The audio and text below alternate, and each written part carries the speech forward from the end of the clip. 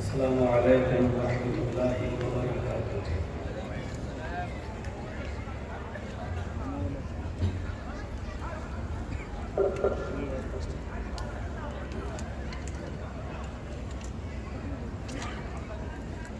الحمد للہ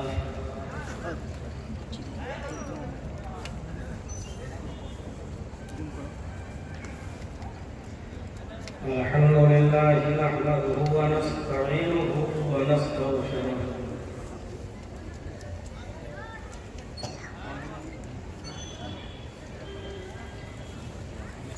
ونعوذ بالله من شرور أنفسنا ومن سيئات أعمالنا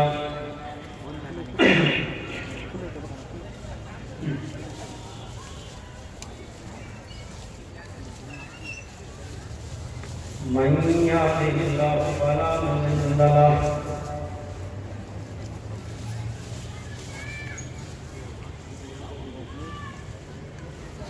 ومن يضلل فلا هادي له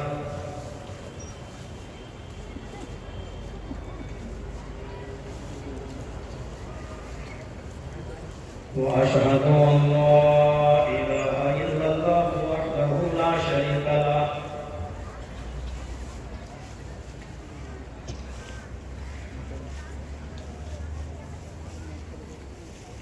وأشهد أن محمدًا عبده ورسوله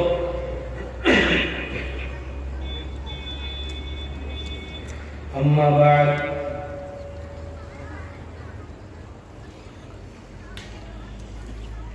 فإن خير الحديث كتاب الله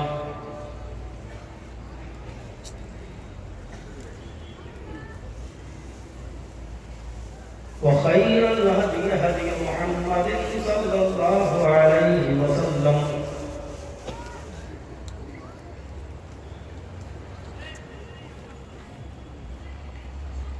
وشر الأمور محدثاتها وكل محدثة بدعة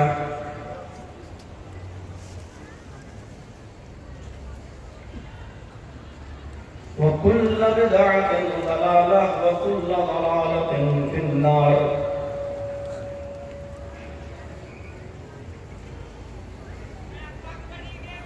أعوذ بالله من الشيطان الرجيم بسم الله الرحمن الرحيم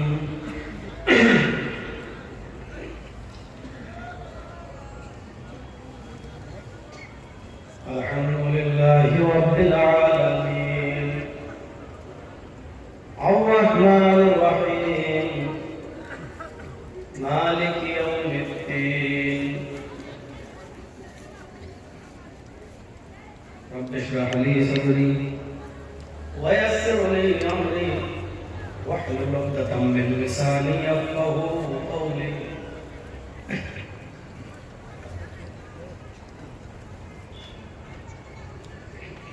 معزز صدر محترم محتر علماء کرام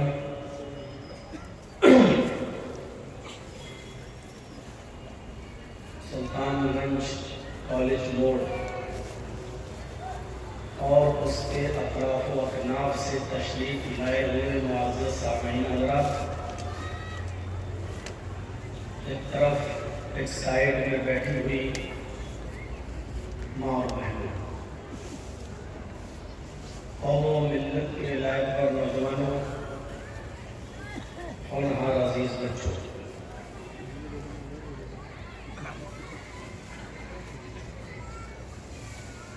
کئی دن پہلے یہ پروگرام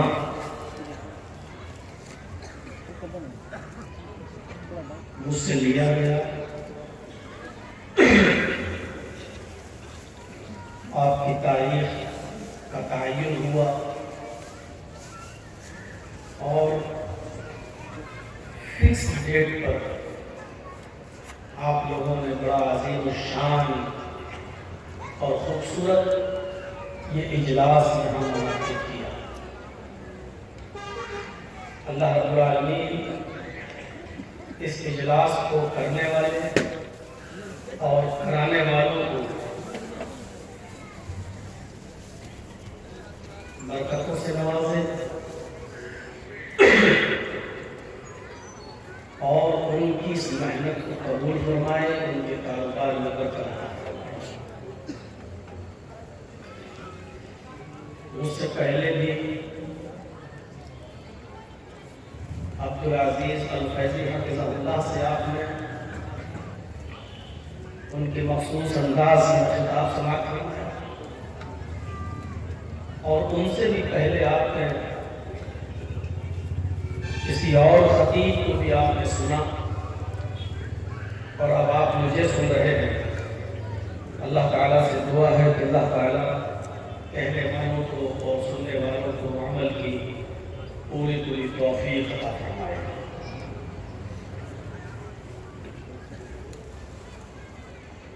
انسان جب اس دنیا میں آتا ہے تو اپنے ساتھ بہت سی چیزوں کو لے کر آتا ہے۔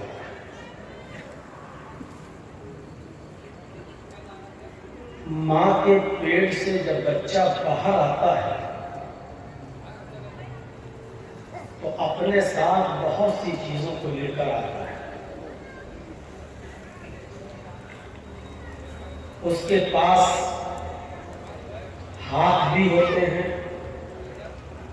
اس کے پاس پیر بھی ہوتے ہیں، اس کے پاس آنکھ بھی ہوتی ہے، اس کے پاس کان بھی ہوتا ہے، اس کے پاس دھڑکنے والا دل بھی ہوتا ہے، اس کے پاس دماغ بھی ہوتا ہے۔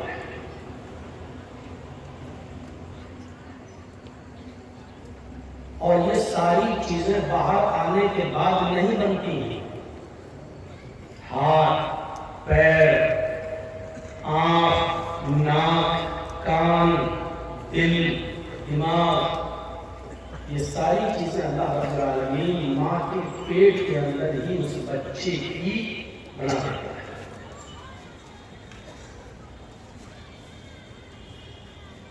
بچہ جب باہر آتا ہے تو یہ جو اعضاء، جو پارٹس آف باڈی، جسم کے جو پارٹس ہیں، اس کی نشو و نما کے لیے، اس کو دھیرے دھیرے پروان چڑھانے کے لیے جن چیزوں کی ضرورت پڑتی ہے وہ ان چیزوں کو دنیا میں موجود پاتا ہے۔ یہ بہت بڑی نعمت ہے اللہ رب العالمین کی۔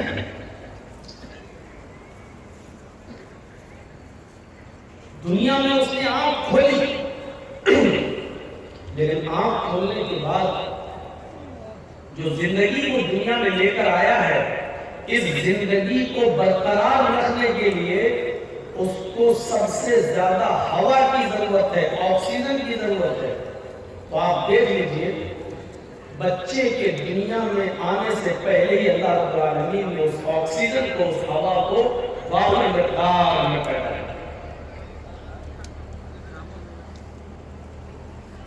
ہم اور آپ بھی آکسیجن کے بغیر زندہ نہیں رہ سکتے۔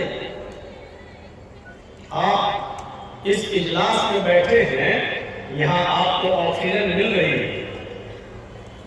یہاں سے جب آپ گھر جائیں گے تب بھی آپ کو آکسیجن ملے گی۔ جب آپ اپنا روم بند کر لیں گے اور سوئیں گے تب بھی آپ کو آکسیجن ملے گی. اگر آپ ہوائی جہاز میں سفر کریں گے تب بھی آپ کو آکسیجن ملے گی. آکسیجن کے بنا آپ زندہ نہیں رہ سکتے. اور یہ آکسیجن تو اللہ رب العالمین نے اس بچے کو ماں کے پیٹ میں بھی دیا ہے، ورنہ یہ بچہ 9 مہینے کے بعد پرورش پا کر باہر نہیں آتا. اللہ رب العالمین نے اس بچے کو بھی ماں کے پیٹ کے اندر آکسیجن پہنچایا. ہوا وافر مقدار میں، کثیر مقدار میں اللہ رب العالمین نے پیدا کیا. پانی دنیا میں آنے سے پہلے، آنکھ کھولنے سے پہلے پانی وافر مقدار میں.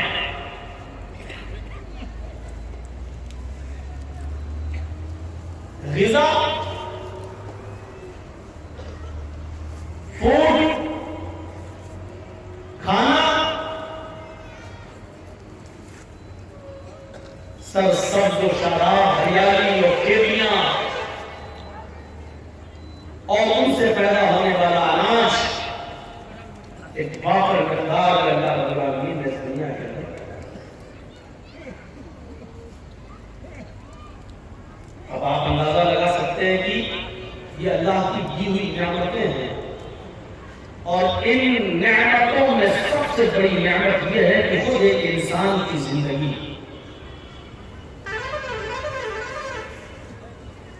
ذرا سوچئے اور تھوڑی دیر کے لیے سوچئے، جب آپ دسترخوان پر بیٹھتے ہیں اور کھانا کھانے کے لیے بیٹھتے ہیں تو اس دسترخوان پر کھانے پینے کی رکھی ہوئی چیز میں سے کوئی ایک چیز آپ اٹھا کر دیکھ لیجیے، کیا وہ آپ نے بنائی ہے؟ مثلاً آپ روٹی کھاتے ہیں تو کیا اس روٹی جو گیہوں سے بنی ہے، کیا وہ گیہوں انسان نے بنایا ہے؟ کیا آرٹیفیشل گیہوں پیدا ہو سکتا ہے؟ یا گیہوں جس کھیت کے اندر پیدا ہوا ہے وہ کھیت انسان نے بنایا ہے؟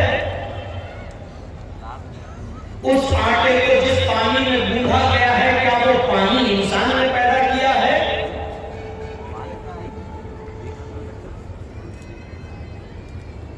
سائنس پر آپ کتنی بھی فخر کر لیں، آج کی موجودہ ٹیکنالوجی پر کتنا بھی گرو کر لیں، لیکن حقیقت یہ ہے کہ سارے سائنٹسٹ مل کر ایک گیہوں یا چاول کا دانہ اگر بنانا چاہیں تو نہیں بنا سکتے ہیں.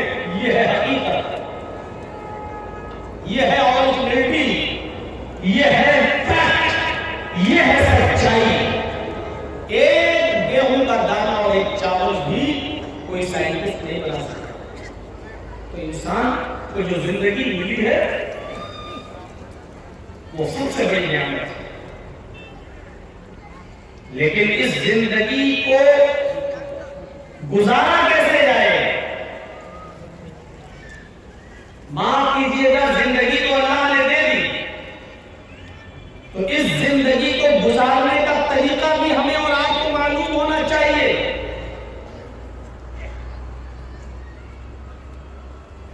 اور اگر زندگی گزارنے کا طریقہ ہمیں اور آپ کو نہیں معلوم تو یہی زندگی ہمارے لیے وبال جان بن سکتی ہے. سپوز فرض کر لیجیے آپ نے 4 ویلر خریدی ہے، آپ نے سوئفٹ ڈیزائر خریدی ہے، سوئفٹ BDI خریدی ہے، i10 خریدی ہے. آپ نے 2, 4, 10 لاکھ روپیہ خرچ کر کے کار تو خرید لی، لیکن کار چلانا آپ نہیں جانتے ہیں، سوئفٹ چلانا نہیں جانتے ہیں. آپ سمجھ رہے ہیں کہ میں اس کار کا مالک ہوں، میں نے پیسہ دے کے خرید لیا ہے، تو آپ کار کے مالک ضرور بن رہے ہیں، لیکن معاف کیجیے گا، جب تک کار چلانا نہیں جانیں گے اور کار چلانا نہیں سیکھیں گے تب تک آپ کا مالک ہونا بیکار ہے. 10 لاکھ روپے کی جدید صاحب نے گاڑی خریدی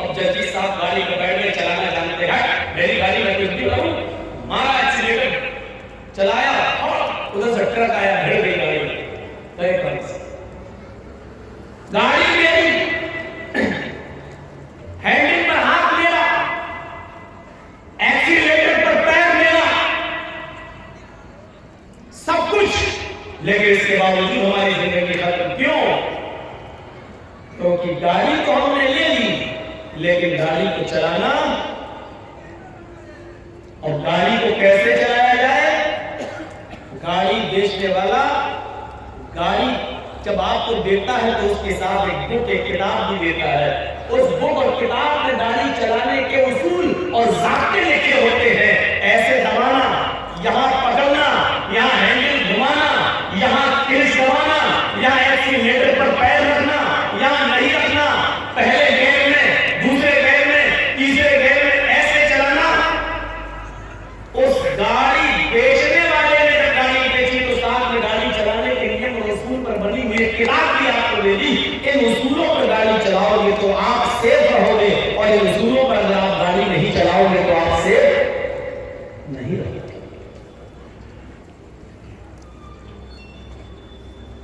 سمجھ گئے نا میں کیا بولنا چاہ رہا ہوں؟ یہی حال موٹر سائیکل کا ہے. چلیے رائفل میں نے آپ کو دے دی, آپ نے 4-5-10 لاکھ روپے میں خرید لی. اب آپ کہیے کہ رائفل کا مالک میں ہوں, لیکن رائفل چلانا نہیں جانتے. رائفل میں بندوق گولی کارتوس کو بھر دیا آپ نے, لیکن چلانا نہیں جانتے.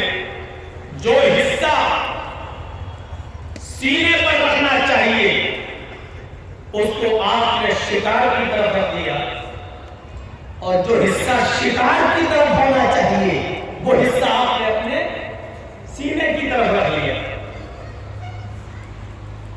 جو حصہ آپ رائفل چلاتے وقت آپ کا سینے پہ ہونا چاہیے وہ تو آپ نے شکار کی طرف کر دیا, اور جو حصہ شکار کی طرف ہونا چاہیے وہ آپ نے اپنے سینے کی طرف کر کے گھوڑی دبا دی. کیا ہوگا؟ شکار کی بجائے آپ ہی رام رام سب ہو جائے. سینے پہ گولی اترے گی اور رائفل آپ کی, کارتوس آپ کا, پیسہ خرچ کر کے آپ نے خریدا, لیکن وہی بندوق وہی رائفل آپ کے لیے وبال جان بن گئی. کیوں بنی؟ کیونکہ آپ اس کو چلانے میں ماہر نہیں ہے. آپ نے رائفل بیچنے والے کے رائفل کے ساتھ جو کتاب جو بک ملی تھی اس کو آپ نے نہیں پڑھا, اس اصول اور ضابطے کو نہیں جانتے, اس لیے رائفل آپ کے لیے, آپ کی جان کے لیے خطرہ بن گئی. اسی طریقے سے اللہ رب العالمین نے ہمیں اور آپ کو اس دنیا کے اندر پیدا کیا, اس نے ہمیں اور آپ کو زندگی بخشی. زندگی ایک نعمت اس نے ہمیں اور آپ کو عطا فرمائی, اور ہمیں دھیرے دھیرے پروان چڑھایا, بالغ کیا. آج عمر ہماری 20 سال 22 سال 25 سال ہو گئی. اس نے کہا دنیا میں جا رہے ہو, دنیا میں اپنی زندگی گزارو, لیکن اس نے دنیا میں زندگی گزارنے کے اصول بتا دیے, ضابطے بتا دیے. تمہیں یہ کھانا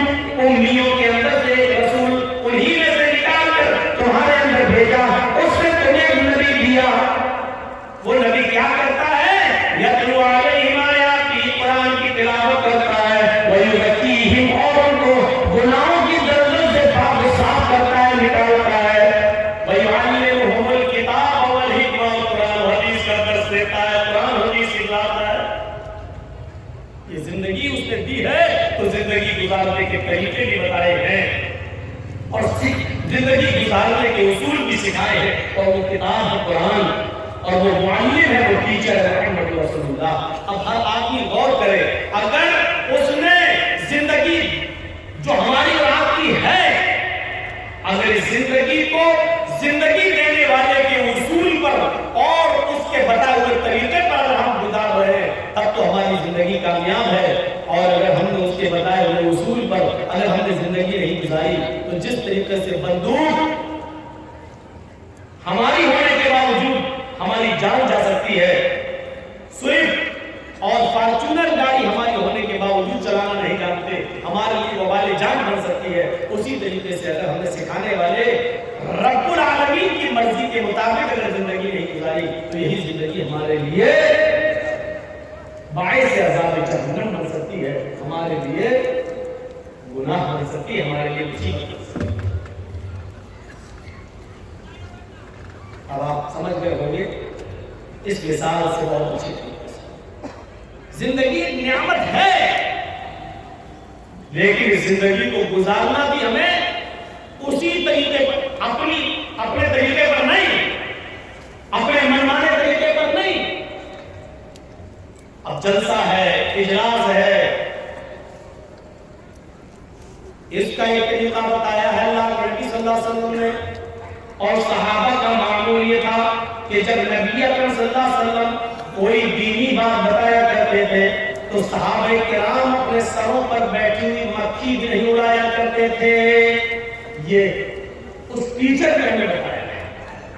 آپ چھوٹے چھوٹے بچوں کو دیکھیں گے جو نرسری اور ایل کے جی اور یو کے جی میں پڑھتے ہیں، اسکول میں جاتے ہیں، ان کو بھی کلاس میں ہر وقت کھانے اور پینے کی اجازت نہیں دی جاتی ہے، بلکہ 1.5-2 گھنٹہ پڑھنے کے بعد بریک لنچ ہوتا، بریک فاسٹ لنچ، اس میں ان سے کہا جاتا بچوں اب اپنا ٹفن کھولو اور کھاؤ۔ ان بچوں کے لیے بھی اسکول کا مینجمنٹ اور اسکول کا ڈپارٹمنٹ ان چھوٹے چھوٹے بچوں کو بھی ہر وقت کھانے اور پینے کی اجازت نہیں دیتا۔ یہ اتنے بڑے بڑے اونٹ یہاں آئے ہوئے ہیں، بیٹھے ہیں، یہی پر مونگپھلی بھی چبا رہے ہیں، یہی پر چنے بھی چبا رہے ہیں۔ یہ ہے جلسوں کا مزاج، یہ ہے اس معلم انسانیت کی دی ہوئی ٹریننگ کا ایک حصہ جو اتنے بڑے بڑے سارے جلسے میں بیٹھے ہوئے ہیں۔ ان کو اتنی تمیز نہیں کہ قرآن و حدیث کا سنایا جا رہا ہے، وہاں کیا کھانا چاہیے، کب کھانا چاہیے اور کب نہیں کھانا چاہیے، یہ سب سننا پڑے گا تمہیں۔ اور ہمت تو دیکھو کہ میرے سامنے کھا رہے ہیں، میرے سامنے منہ چل رہے ہیں، میرے سامنے زبانیں چل رہی ہیں۔ ان چھوٹے چھوٹے بچوں کو معمولی اسکول کا مینجمنٹ 4 سال 3 سال کے بچے کو بھی ہر وقت کھانے کی اجازت نہیں دیتا۔ کیوں؟ ان کو اصول سکھایا جاتا ہے، شروع سے ٹریننگ دی جاتی ہے۔ یہ 25-50 سال کے بڈھے بھی اپنے چلا رہے ہیں، یہ ہے ٹریننگ، یہ سیکھا ہے ہم نے اتنی عمر میں۔ 20 سال سے تو مولانا جرجیز تقریریں کر رہے ہیں، جرجیز صاحب کی تقریروں کا یہ اثر ہوا ہے، یہ سیکھ پائی ہے آج ہماری قوم، یہ سیکھ پائی ہے آج ہماری برادری، یہ سیکھ پایا ہے آج ہمارا اسلامی مینجمنٹ۔ آپ اندازہ لگا سکتے۔ اب تھوڑی دیر کے بعد اٹھیں گے، کسی کو پیشاب لگے گا، کوئی آگے بیٹھے گا تو بستر کر کے اٹھے گا۔ ایک چھوٹا سا بچہ بھی اگر جاتا ہے تو ایک انگلی سے اشارہ کرتا ہے میں واش روم، تمیز کیجیے۔ میں جانتا ہوں کہ میں تقلید کر رہا ہوں، آپ مجھ سے نہیں کہہ سکتے ایک انگلی 2 انگلی، لیکن وہ بچہ ہے کہ برداشت نہیں کر سکتا، اس لیے اس کو ٹیچر اجازت دیتی ہے جاؤ بیٹا۔ لیکن وہی بچہ جب 8-10 سال کا ہوتا ہے، 15 سال کا ہوتا ہے تو اس کو اجازت نہیں دیتی۔ گھنٹی بیل پوری ہو، یہ ٹیچر جب پڑھا کر اپنی گھنٹی ختم کرے اس کے بعد آپ جانا، اس بچے کو روکنا پڑتا ہے۔ لیکن یہاں کوئی سسٹم نہیں ہے، آئے بیٹھے، جب دل چاہا اٹھے اور چلے گئے، اور جب مرضی آئی آئے اور جب مرضی چاہیے ہم چلے گئے۔ یہ دین جو ہمارے لیے سب کچھ سکھاتا تھا، لیکن آج ہم اتنا بھی نہیں سیکھ پائے۔ یہ ہے جلسوں کے اصول اور جلسوں کے ساتھ ہمارے نبی فرماتے ہیں اگر جمعے کے خطبے میں کوئی آدمی دوران خطبہ مسجد کے اندر اگر کوئی آدمی بول رہا ہو اور اپنی زبان چلا رہا ہو، کسی سے بات کر رہا ہو، اور آپ اس سے یہ نہیں کہہ سکتے ہوئے چپ. دیکھ رہے ہیں آپ مثلا یہ ایک شخص بیٹھا اور بول رہا ہے اور ہم دیکھ رہے ہیں اور مولانا خطبہ دے رہے ہیں اور ہم دیکھ رہے ہیں یہ بول رہا ہے, تو ہم اس کو یہ نہیں کہہ سکتے چپ. کیوں؟ کیونکہ وہ بھی بول رہا ہے, ہم بھی بول رہے ہیں یہ چپ, تو اور شور ہوگا, پھر ہمیں دیکھ کر تیسرا بولے گا اور شور ہوگا. اس لیے حدیث میں آیا کہ وہ بول رہا ہے اور خطبہ دینے والا خطبہ دے رہا, اگر اس کی نظر پڑ جائے تو وہ تو اس کو روک سکتا ہے, خاموش چپ رہیے, لیکن پبلک عوام سامعین میں سے کوئی اس کو نہیں روک سکتا ہے. یہ ادب بتایا ہے قرآن حدیث سننے کا. اب آپ اندازہ لگائیں, آپ یہاں منہ چلائیں گے اور قرآن حدیث بھی سنیں گے, ایسا ہو سکتا ہے؟ دونوں چیزیں ایسا ہی. یہ جلسہ بھی عبادت ہے جو آپ بیٹھے ہوئے ہیں. جس طریقے سے اللہ اکبر کہنے کے بعد آپ نماز پڑھ رہے ہیں, اب آپ ایک ٹوپی نکال لیجیے تو بھائی الحمدللہ رب العالمین الرحمن کیا حال ہے, ٹوپی بھی حلال ہے, نماز بھی پڑھتے جائیے اور کھاتے جائیے. نہیں کھا سکتے نا, کیونکہ تکبیر تحریمہ کہہ دی گئی ہے. تحریمہ کا مطلب کیا ہے؟ اللہ اکبر, اس کو کیا کہتے ہیں؟ تکبیر تحریمہ. تحریمہ کا مطلب ہی ہے اب ہر کام کو حرام کر دیا گیا ہے آپ کے اوپر. اب آپ کا مستشک, آپ کا مائنڈ, آپ کا دماغ صرف اللہ کی طرف بننا چاہیے. اب آپ عبادت میں شامل ہو گئے, اٹھنا, بیٹھنا, لیٹنا, سونا, جاگنا, کھانا, پینا, یہاں تک کہ بچوں سے بات کرنا, یہ ساری کی ساری چیزیں اب آپ کے لیے حرام ہو چکی ہیں. اب آپ کچھ نہیں کر سکتے ہیں. اس عبادت نے ہمیں یہ درس دیا ہے. اب یہ کب حلال ہوگی؟ جب آپ کہو گے السلام علیکم ورحمۃ اللہ. اس سلام کے بعد اب یہ ساری چیزیں آپ کے لیے حلال ہوں. اللہ کے نبی جب خطبہ دیتے تھے, درس دیتے تھے, تو صحابہ اپنے سروں پر بیٹھی مکھی نہیں مارتے. یہ سکھایا تھا کہ زندگی گزارنے کے اصول سیکھو. جب تک سیکھو گے نہیں, یہ زندگی ہمارے لیے وبال جان ہے. یہ زندگی ہمارے لیے مصیبت ہے. جیسے رائفل, جیسے بندوق, جب تک ہم اس کے اصول پر نہیں چلائیں گے تب تک نہیں چلے گی, اور اگر اس کی خلاف ورزی کی تو ہمیں ہی گولی لگے گی. گاڑی جب تک ہم گاڑی بنانے والے کے طریقے پر نہیں چلائیں گے تب تک وہ گاڑی ہمارے لیے وبال جان ہے. اسی طریقے سے زندگی, جب تک زندگی دینے والے کے اصول پر ہم نہیں چلائیں گے اور نہیں گزاریں گے, یہ زندگی ہمارے لیے وبال جان ہے. کتنے لوگ ہیں جو رگڑ کے مر جاتے ہیں, کتنے لوگ ہیں جو کرپشن میں لپت ہو کے مر جاتے ہیں, کتنے لوگ ایسے ہیں جو شراب پیتے پیتے اپنی جان دے دیتے ہیں, کتنے لوگ ایسے ہیں جن کی اسمیل اور گانجا پی پی کر ان کی موت ہو گئی ہے, کتنے لوگ ایسے ہیں جنہوں نے کینی, تمباکو, بیڑی, سگریٹ پی کر زبان کا اور منہ کا کینسر بنا لیا, اور اس کینسر کے اندر ان کی ڈیتھ ہو چکی ہے اور مر چکے ہیں. کیوں؟ کیونکہ انہوں نے اپنی زندگی کو زندگی دینے والے کے اصول پر نہیں چلایا. انہوں نے اپنی زندگی کو زندگی دینے والے کے طریقے کے مطابق نہیں چلایا. اس لیے یہ زندگی ان کے وبال جان بن گئی. اب قبر میں گئے تو حساب و کتاب, برے آدمی نکلے تو روح سجین کے اندر جو ساتویں زمین کے نیچے ٹھکانا ہے, اور پھر قبر کے اندر قبر کا دبوچنا, قبر کے اندر قبر کا دبانا. میرے بھائیوں, اور قیامت تک اس کو یہی سزا دیا جانا, اور پھر قیامت کے دن حساب و کتاب ہونا, اور پھر حساب و کتاب کے بعد جہنم میں ڈھکیل دیا جانا اور پھینک دیا جانا. یہ تصور کرو, یہ بہت آسان ہے کہ زندگی میں ہم رہ رہے ہیں, لیکن اس زندگی کے بارے میں سوچو جو مرنے کی بات سنو.